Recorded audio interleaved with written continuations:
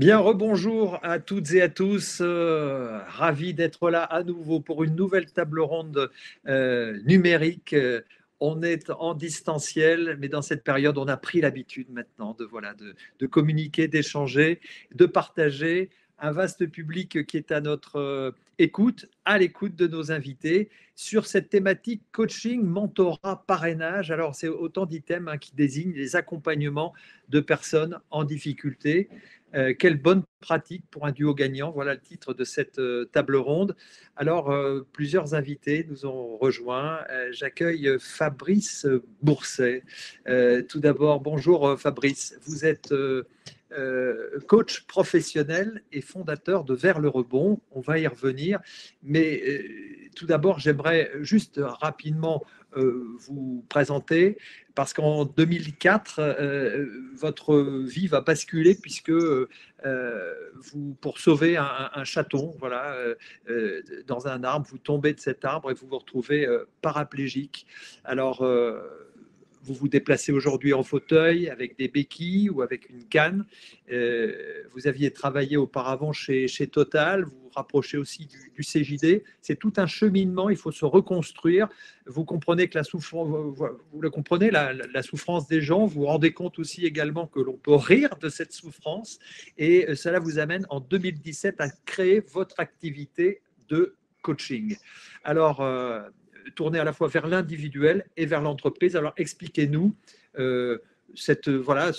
rapidement ce parcours, comment il vous a amené sur cette fonction un peu de coach, d'accompagnant, on va dire vraiment. Alors, il y a de l'accompagnement individuel, mais là, vous accompagnez vraiment la personne, vous accompagnez son âme un peu, vous essayez de le guider dans son chemin. Tout à fait. Bonjour tout le monde et bonjour Frédéric. Oui, donc dans mon parcours, c'est un parcours de changement. Donc, comme vous l'avez bien dit, en 2004, je suis tombé d'un arbre pour essayer de sauver un chaton. Bon, finalement, je l'ai pas sauvé puisque lui, il est resté et moi, je suis tombé. Et donc, j'ai eu une rupture de la colonne vertébrale, ce qui a fait que à ce moment-là, ma vie a changé et c'est que j'ai compris à ce moment-là tout le sens de la phrase on n'a qu'une vie et on comprend quand on essaye d'en faire une deuxième. Donc pour moi, ça a commencé à ce moment-là de changement et de retrouver du sens à ma vie et à ce qui se passait pour moi. Parce que le paradoxe, c'est que j'ai passé le temps d'un accouchement à l'hôpital, c'est-à-dire 9 mois. Donc un accouchement de ma future vie, qui n'était qu'une continuité de la première. Il fallait juste que je retrouve du sens dans ma vie et du sens de ce qui m'était arrivé surtout. C'est-à-dire, en fait, c'est un accompagnement au deuil d'une vie d'avant, pour ma part, parce que c'est un accident en cours de vie. Et donc, c'est vraiment un accompagnement au changement, un accompagnement au deuil. Et après ces 9 mois d'hôpital, il y a tout un circuit de reconstruction psychologique, de faire le deuil de la personne d'avant et de la personne de qui je suis aujourd'hui et de ce que je veux devenir demain. Et ça a été un parcours de développement personnel, de formation de développement personnel, d'intégration du CJD, de jeunes entrepreneurs, et de se dire mais finalement maintenant, qu'est-ce que je peux faire ? C'est quoi mes talents, c'est quoi mes qualités? Et en ayant vécu cette souffrance-là, souffrance physique et psychologique, ça m'a permis aussi de retrouver c'est quoi mon talent et j'irai même plus loin, c'est quoi ma mission de vie. Et pour moi, dans ma mission de vie, j'ai une capacité à comprendre la souffrance et un de mes coachs a trouvé ce terme que je trouve magique. Je fais un travelling, comme un travelling de cinéma, autour des gens et autour des équipes en souffrance ou des gens qui sont dans une équipe en souffrance.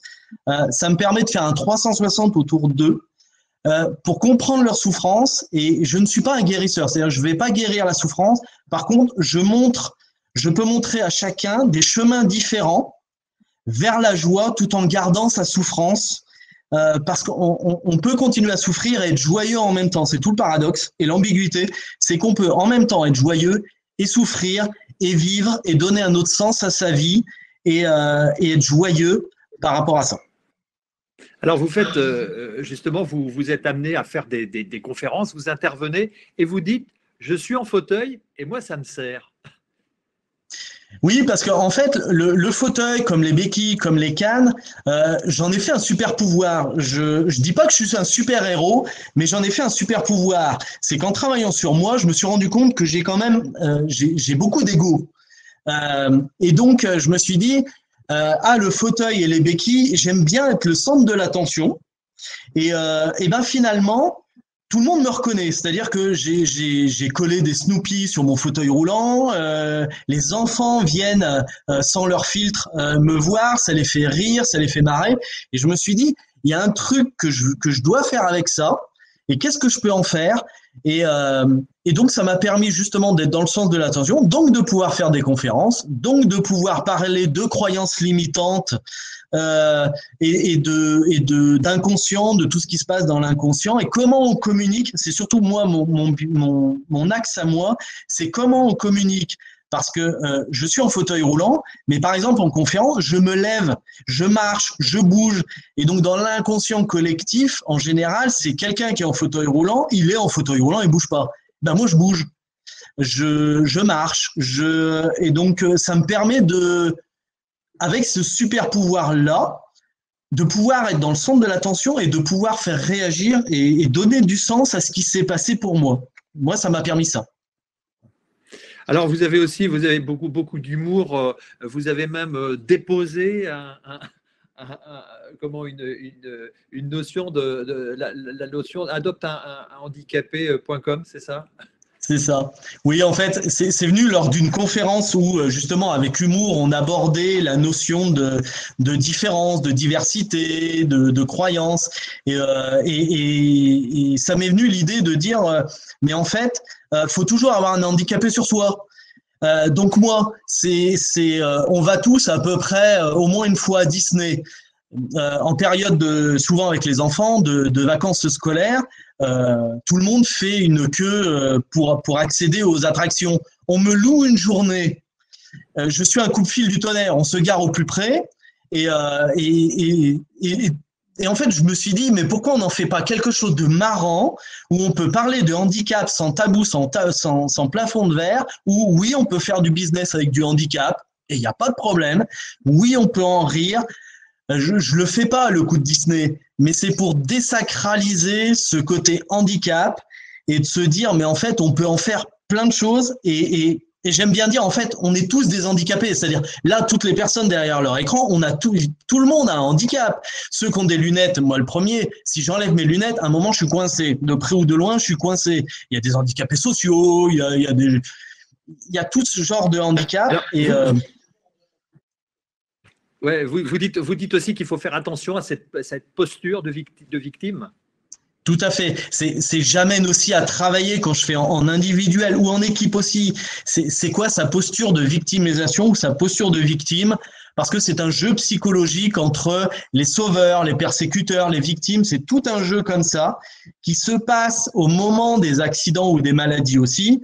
Où ce qui est important aussi, c'est d'accompagner l'entourage et tout l'écosystème autour des personnes et des équipes. C'est-à-dire que tout est systémique et on a une posture quand quelqu'un arrive de vouloir le sauver, l'aider à tout prix, sauf que c'est peut-être pas le bon timing, c'est peut-être pas au bon moment et la personne est dans son combat ou l'équipe est dans son combat ou la personne handicapée dans l'équipe est dans son propre combat et c'est tout un écosystème à avoir en conscience et de pouvoir travailler avec et de pouvoir sortir, puisque moi, le premier, je l'ai été dans cette posture de victime en disant « Oui, mais vous comprenez, c'est compliqué pour moi parce que je suis en fauteuil roulant, parce que je marche mal, Et c'est humain et c'est normal.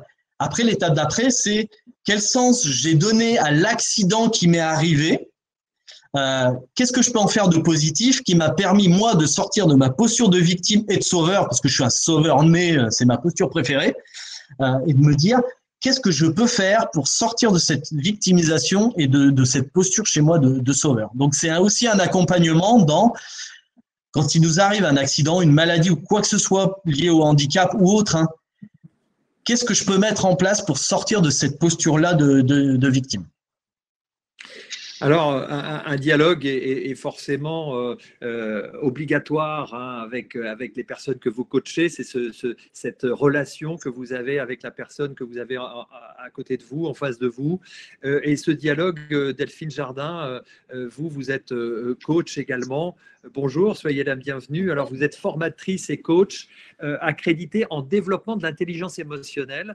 Et on va le voir dans quelques instants. Vous avez accompagné, entre autres personnes, vous avez accompagné Astou Diallo, qui est là aussi et que je salue, qui est PDG de Mayan Événementiel. Elle va nous expliquer aussi son parcours. Ce dialogue, Delphine, vous l'établissez comment? C'est quoi les clés pour rentrer en contact, pour rentrer en confiance en fait avec la personne en situation de handicap que vous accompagnez? Donc moi, je ne ferai pas de différence avec une personne en situation de handicap ou pas de handicap, en fait. Hein. Pour moi, c'est un client. Donc là encore, c'est le même message que bon nombre de personnes passent aujourd'hui. Complètement. Bien sûr. En tout cas, dans l'approche du départ, qui est la mise en relation, c'est-à-dire la création de la relation donc de confiance en fait et de sécurité qui va permettre à la personne de pouvoir se sentir à l'aise pour aller explorer ce qu'elle a exploré. Voilà, c'est avant tout une rencontre entre deux êtres humains, hein, tout simplement. Donc là, handicap ou pas handicap, ça fait pas de différence. Après, donc moi, je suis sur des courants humanistes et les courants humanistes considèrent que la personne que j'ai en face de moi a déjà tout en elle. Je ne suis pas experte de sa vie, je ne suis pas experte de sa problématique.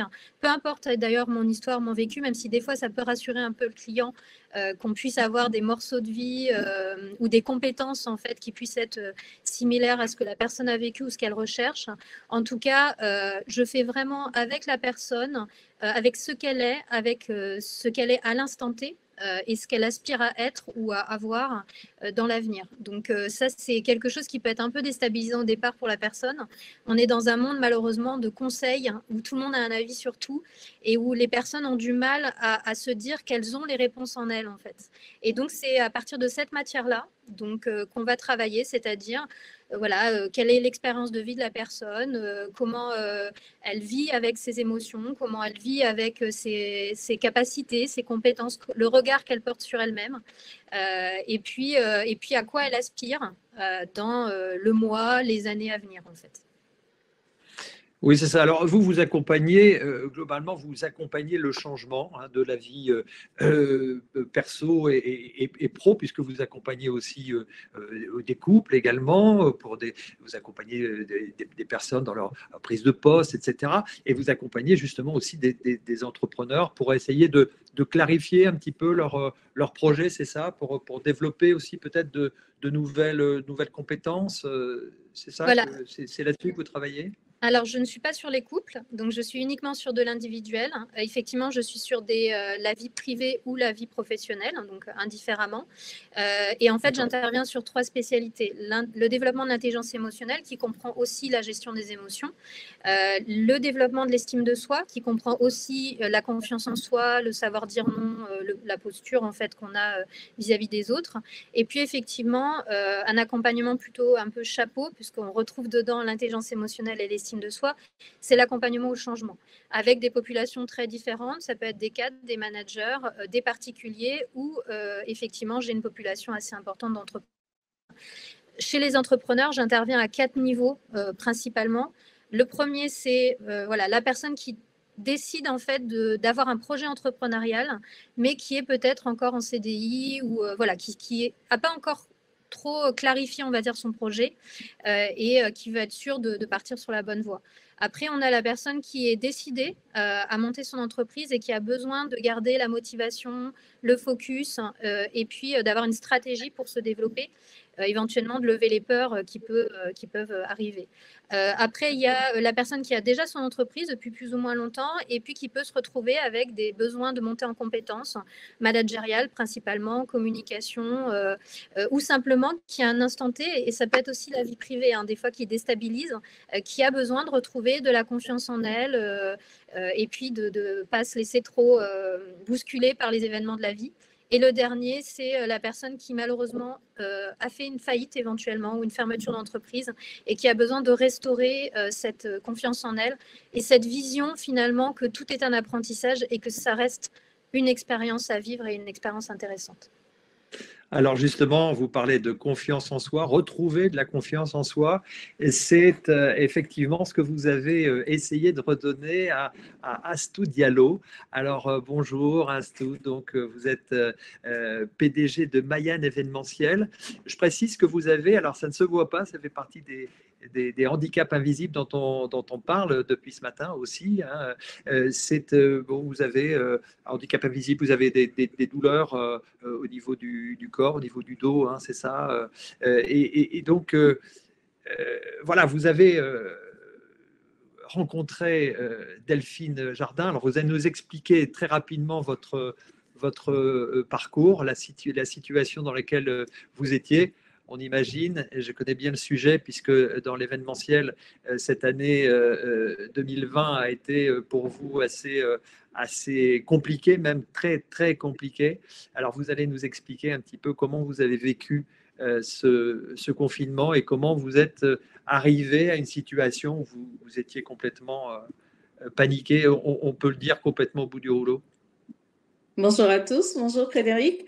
Bonjour. Oui, ça fait bizarre en fait de témoigner comme ça devant tout le monde et merci à Bien, tous les participants.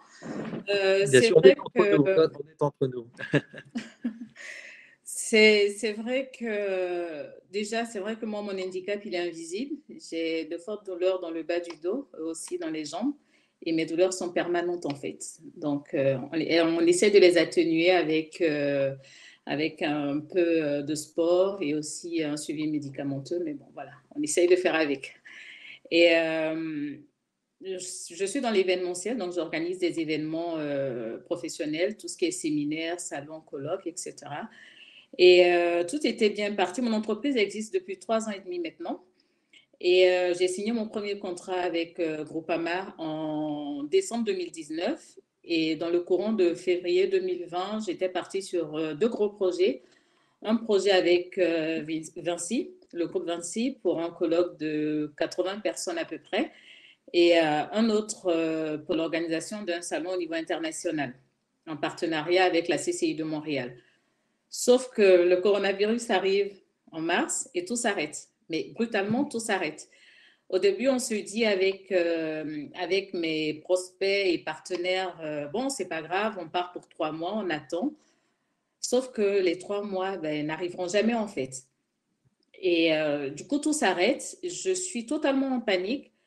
Et les annonces du gouvernement me font reprendre un tout petit peu d'espoir, donc avec le fonds de solidarité. Et puis on se dit, bon, peut-être que, OK, c'est plus la peine pour l'hiver et les vacances. On part plutôt sur début septembre, donc pour la rentrée prochaine. Donc on se prépare. Une fois de plus, grâce à Shop Entrepreneurs et d'autres, surtout à Shop, parce qu'il y a eu pas mal de webinaires. Donc j'ai réussi finalement à faire de cette période plus ou moins dramatique pour moi, mais une force, puisque finalement, mon entreprise a gagné en visibilité. J'ai repris confiance en moi. J'ai appris, à utiliser les outils, les réseaux sociaux, surtout LinkedIn, mais grâce à HUB, grâce au webinaire qui était organisé. Alors, il y a eu, je vous coupe Astou, parce qu'il y a eu effectivement des webinaires organisés par HUB, mais vous avez aussi eu l'envie de rencontrer aussi Delphine pour vous faire accompagner et pour essayer justement de mettre en place un certain nombre de séances pour justement essayer de sortir de tout cela. Oui, mais en fait, l'arrivée de Delphine est plus que salutaire pour moi parce qu'au moment où je rencontre Delphine, je ne savais plus rien faire. Je vais juste pour vous donner une idée de la chose, j'étais devenue comme un enfant qui devrait réapprendre à marcher. Voilà, je ne savais plus rien faire, je ne savais plus marcher, je ne savais plus me tenir, je ne savais plus rien tout simplement. Et Delphine arrive à un moment où il fallait tout réapprendre. Donc, la confiance en moi, savoir mettre les choses au bon endroit. Et comme je le dis depuis un moment, Delphine a été ma béquille. elle a été, ma béquille, elle a été, comment dire, la bouffée d'air, si vous voulez, dont j'avais besoin. Elle est arrivée au bon moment parce que le second confinement m'a fait perdre pied, mais totalement. Autant le premier confinement, voilà, c'était encore gérable, mais le second, ça a été vraiment la catastrophe pour moi. J'ai perdu pied tout Alors, simplement. qu'est-ce qu'elle vous a apporté vraiment? Comment ça s'est passé? Il y a eu plusieurs séances. Comment vous avez travaillé? On ne va pas rentrer dans le détail, mais qu'est-ce qui a fait que finalement, au bout de plusieurs séances, ça allait mieux? Qu'est-ce que vous avez retrouvé en vous? C'est quoi cette flamme qui a été ranimée quelque part? Elle m'a poussée à prendre conscience des capacités que j'avais. Et ça, même si on me l'avait déjà dit, elle a une façon à elle d'amener la personne en difficulté à reprendre pied, à reprendre confiance en soi. Et ça, c'est important. Et aussi à me faire prendre conscience de tout ce que je savais faire finalement et que j'avais oublié, tout simplement. Donc, c'est ce qu'elle m'a aidé à faire et ça a été waouh. Ça a été waouh. Delphine, quel est votre retour justement? Qu'est-ce que vous pouvez apporter comme témoignage sur cet échange, sur le travail que vous avez fait ensemble? Déjà, je tiens toujours à féliciter mes clients et particulièrement à Setou. Je lui ai déjà dit, mais il y a une force de caractère, de persévérance. Et en fait, le principe de l'estime de soi, c'est que parfois, il peut être variant, en fait, tout simplement. Et là, elle était dans une phase où son estime de soi était basse. Et le travail a consisté simplement, comme tout coach, c'est-à-dire de faire un effet miroir, de simplement refléter les aspects positifs, les aspects performants de sa personnalité, les ressources en elle qui existaient déjà. Et en fait, je me rappelle des premières séances, il n'y en a pas eu beaucoup, hein, parce que vraiment, Setou est assez impressionnante en fait, dans la rapidité avec laquelle elle fait preuve de résilience. Mais les premières séances, elle me disait, mais c'est fou, j'ai l'impression que tu me connais. Et en fait, je lui disais, mais regarde bien, il n'y a rien de ce qu'on est en train de partager qui vient de moi.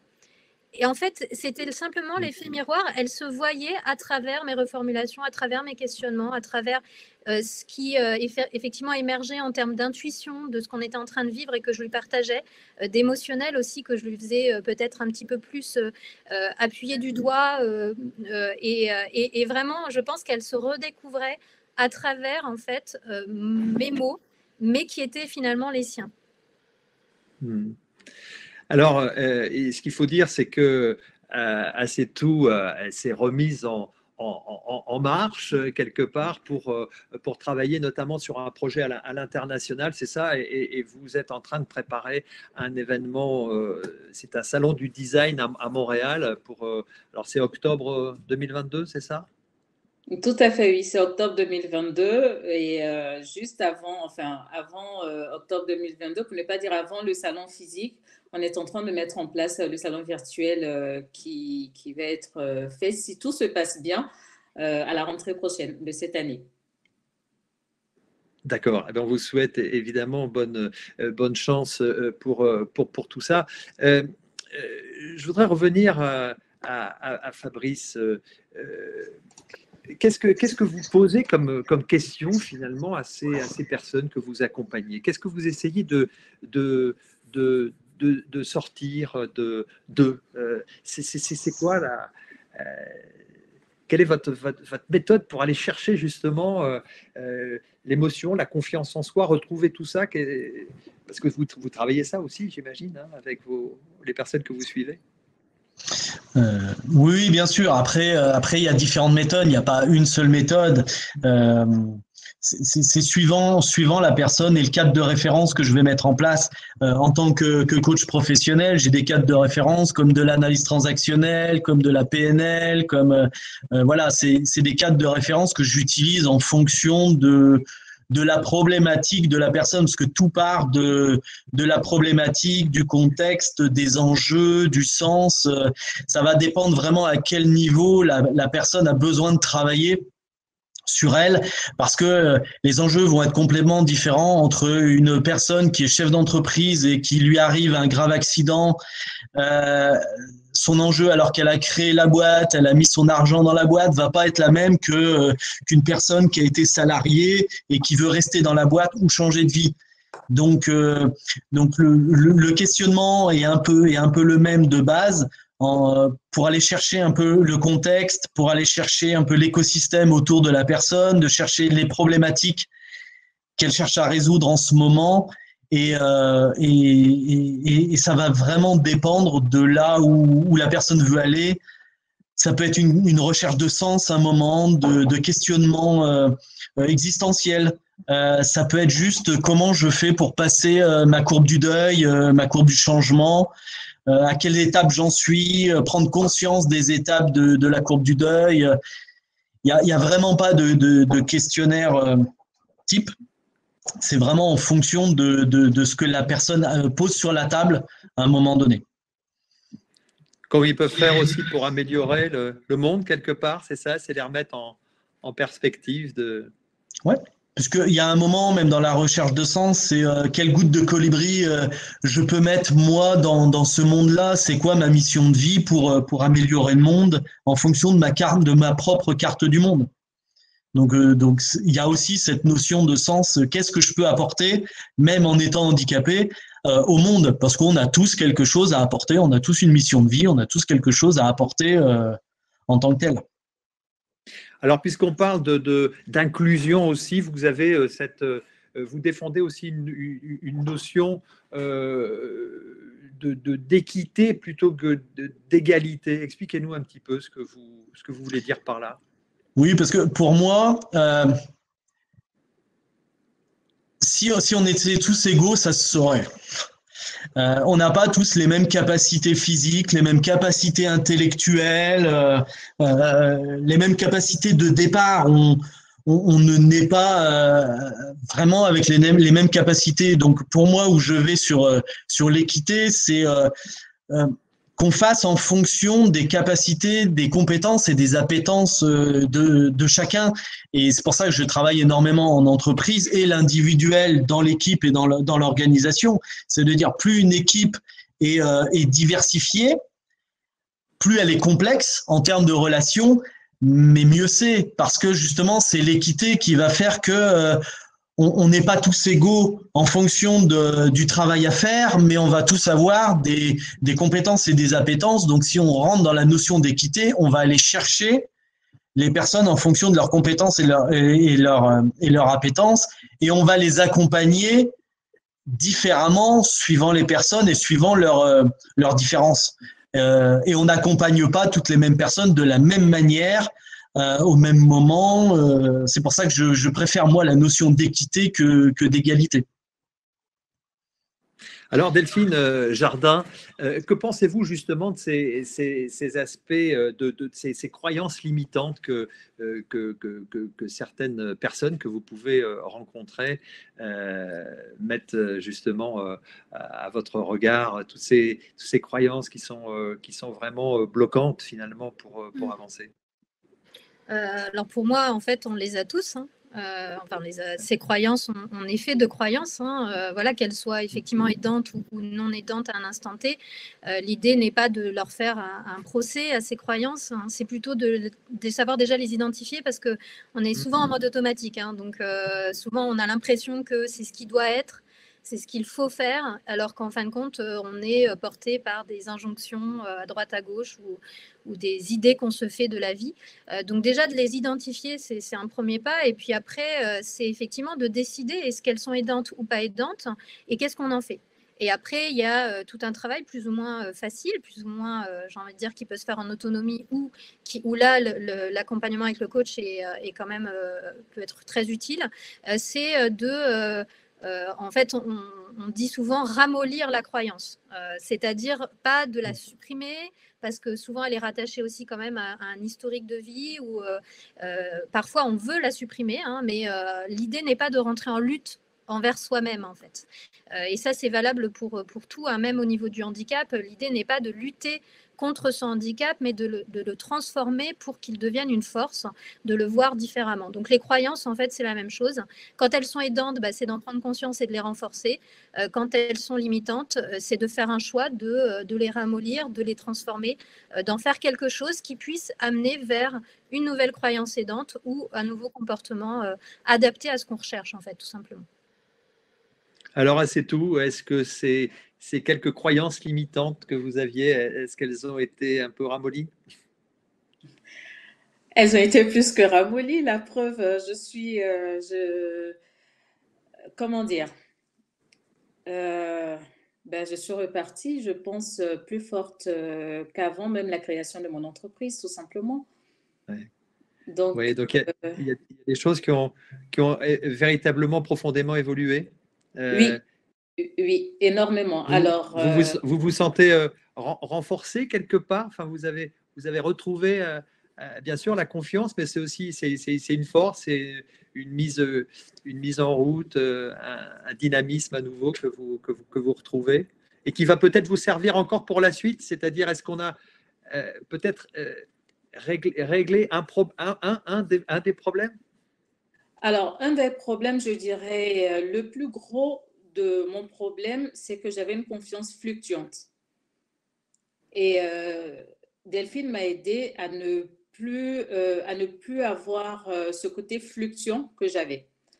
Et il arrivait souvent pendant mes crises aiguës de douleur ou parfois, justement, avec cette histoire de Covid, je perdais pied régulièrement. Et avec Delphine, j'ai compris que à chaque fois que ça arrivait, enfin, que je sentais ce côté de panique ou encore de crainte de ne plus pouvoir, il faut que je me dise, non, il n'y a pas que ça, on peut faire mieux. Ou aussi, il faut se donner, comment dire, l'autorisation de ne pas pouvoir.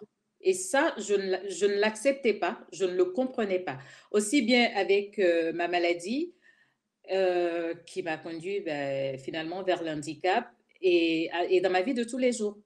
Parce que pour mes proches, pour mes amis, même pour je dirais, mes collègues de travail, j'ai toujours la casquette de la femme forte. Et moi, je sais au plus profond de moi que je suis très fragile en fait. Et Delphine m'a aidé à prendre conscience de cela et à dire stop quand je ne peux pas, à prendre soin de moi pour mieux rebondir. Et ça marche. Ça marche. Encore la semaine dernière, je n'étais pas bien. Et en repensant encore à nos échanges, ok, je ne vais pas bien, ce n'est pas la fin du monde. On prend la peine de se reposer, on prend la peine de s'occuper de soi et ça permet finalement d'aller encore, enfin, comment dire, le mot, d'aller plus vite qu'on ne pouvait faire, plus vite qu'on était capable de le faire il y a encore quelques jours ou quelques mois. C'est là où j'ai vraiment apprécié l'intervention d'Olivier, c'est ça? Il ne faudrait pas que j'écorche encore son prénom. Oui, Olivier, oui. Voilà, donc non, c'est vraiment important. Alors, vous parliez de Delphine, du rapport que vous avez, des échanges que vous avez eus avec elle, et puis de ce qu'elle vous a apporté. Et puis, il y a également votre entourage. Les amis, vous en parliez, mais les amis, à force d'échanges aussi, et puis là, Covid ou pas, vous avancez, vous êtes mis en dynamique, quoi, de toute façon. Exactement. Vous avez repris, vous êtes reconnecté sur LinkedIn et tout ça s'est remis en route finalement. Exactement. Là, encore hier, à la fin d'une réunion, je disais comme ça que Covid ou pas Covid, plus rien ne m'arrête en fait. Aujourd'hui, je suis en plein préparatif pour mon projet. Je rencontre un truc tout bête qui arrive finalement à tous les organisateurs d'entreprises, d'événements. Je ne peux pas accéder au lieu de l'organisation puisqu'on ne sait pas encore ce qu'on adviendra finalement dans 1 an.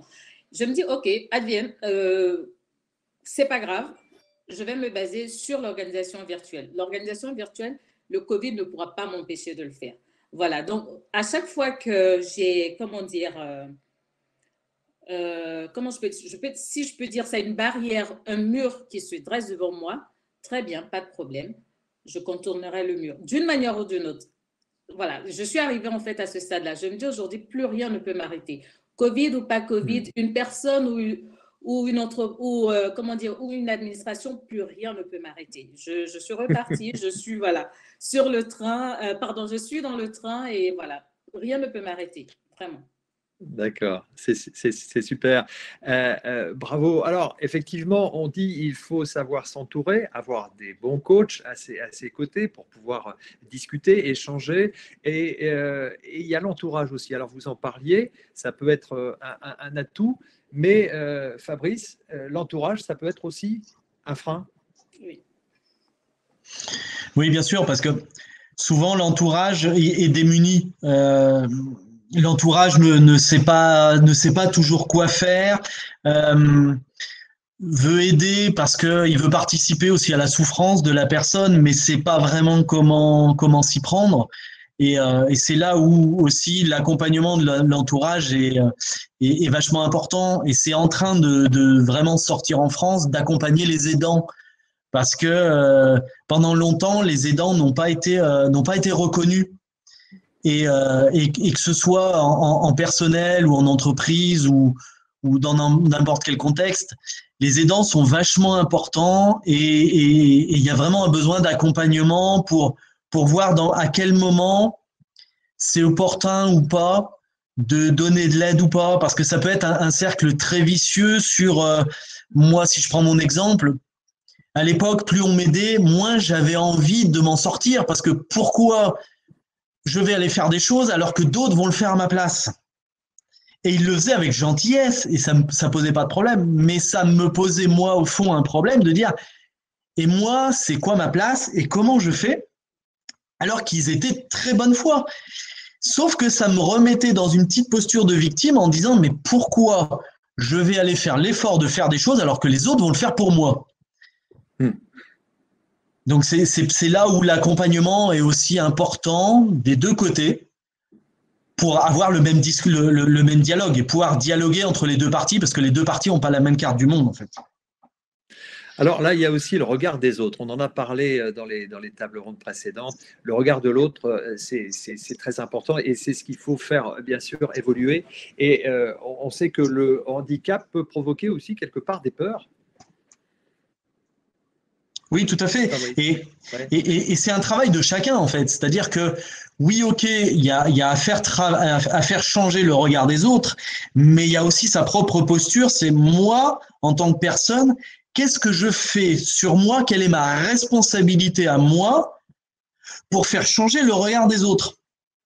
C'est-à-dire que soit je suis encore une fois dans ma posture de victime et l'autre va me voir comme une victime et ok, la société, c'est compliqué, il y a tout ça. Ou alors, moi, je prends ma responsabilité de vouloir aussi faire changer les choses à mon niveau, toujours pareil, la petite goutte de colibri, et que ça dépend aussi de moi-même et de ma responsabilité de faire changer le regard des autres. Parce que en coaching ou autre, on ne peut pas faire changer quelqu'un qui n'a pas envie de changer. On va faire évoluer quelqu'un quand il y a une vraie volonté de changement. Mais la volonté de changement, elle commence par soi aussi. C'est-à-dire que si moi, je n'ai pas envie de changer, j'arriverai jamais à faire changer le regard des autres. Donc, il y a aussi, pour moi, le départ commence tout de soi sur moi, qu'est-ce que je peux faire dans le monde, qu'est-ce que je peux changer chez moi, faire évoluer pour que l'écosystème bouge. Parce que très souvent, le regard de l'autre, il se trompe sur la personne qui est en situation de handicap.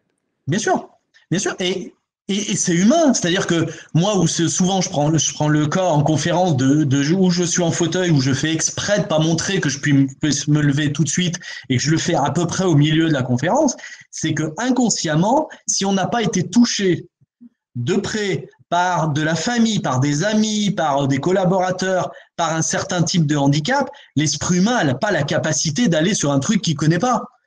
Ou alors, à moins d'être déjà sensibilisé, d'avoir été voir spécifiquement ça, il n'a pas la capacité. Par contre, quand on l'explique, alors moi, avec moi, c'est plutôt sur le côté un peu humoristique, quand on l'explique, le message y passe. Parce qu'on fait vivre l'expérience, moi je fais vivre l'expérience qu'ils ont vu quelqu'un qui est en fauteuil roulant, qui se lève et qui se marche, la prochaine fois qui vont voir quelqu'un en fauteuil, comme ils l'ont déjà vu, ils vont se dire « Ah, peut-être que je vais me tromper sur le regard que j'ai de la personne. » Et c'est pour ça que je vais souvent en entreprise, parce que quand ils veulent après embaucher quelqu'un en situation de handicap, ils vont leur poser la question en disant « Ah, t'es en fauteuil. » Je prends le cas du fauteuil. Hein. « Ah, t'es en fauteuil. Moi, j'ai déjà vu quelqu'un qui s'est levé. De quoi tu as besoin ?» Parce que souvent, ce qu'on oublie de poser la question à tout le monde, mais particulièrement en handicap, c'est on fait une projection en imaginant ce que l'autre a besoin. Et on oublie de lui poser la question « De quoi tu as besoin ?» Parce qu'il y a que l'autre qui sait exactement ce qu'il a besoin. Des fois, il faut l'accompagner à définir son besoin, mais il n'y a que lui qui le sait. Moi, il y a jamais eu autant de monde qui savait mieux que moi ce que j'ai besoin. Hein. De m'ouvrir une porte, de m'amener à manger, alors que c'est pas du tout mon besoin. Mais par gentillesse, et puis l'enfer est pavé de bonnes intentions, donc ça revient à l'entourage de tout à l'heure, par gentillesse, ils le font, mais c'est pas ce que j'ai besoin. C'est vraiment pas ce que j'ai besoin. Donc l'idée, c'est aussi d'aller chercher ce que l'autre a réellement besoin et envie. Merci beaucoup. Alors, on va se garder là quelques minutes pour éventuellement écouter quelques questions, s'il y en a. William?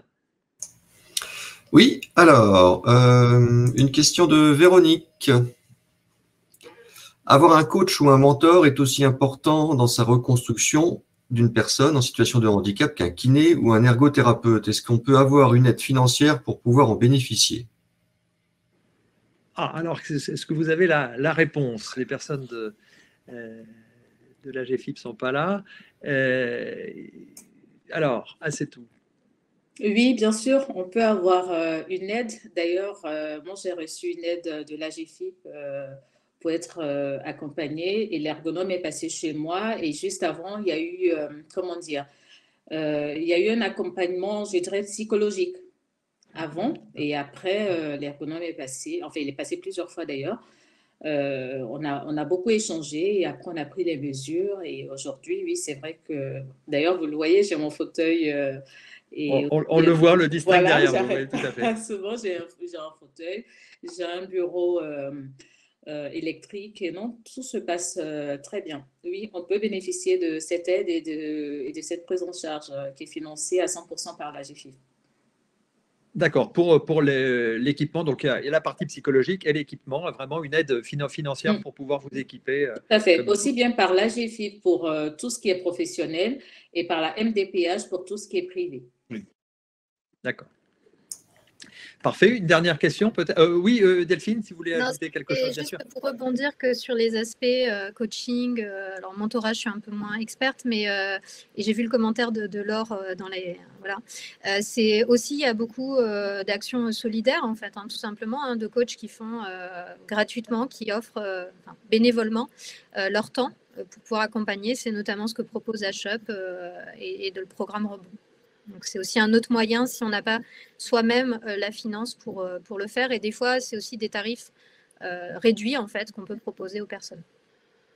D'accord. Très bien. Message reçu. Une dernière question, William?